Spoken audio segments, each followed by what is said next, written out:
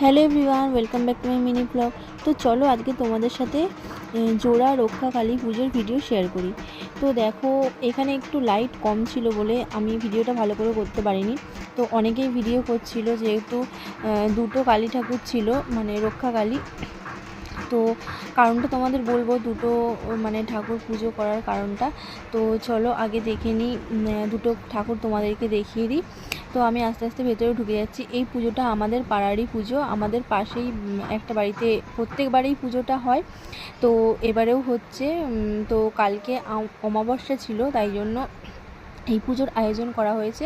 তো দেখো, একটা ঠাকুরকে অলরেডি ভেতরে বসানো হয়েছে, আর একটা ঠাকুর নিয়ে আসছে। তো তোমাদের আগেই বললাম জোড়া কালী পুজো, যেহেতু আগের বছর একটা বছর গ্যাপ গেছে, তো পুজোটা করা হয়নি, তাই জন্য এই বছরে জোড়া কালী পুজো করা হচ্ছে।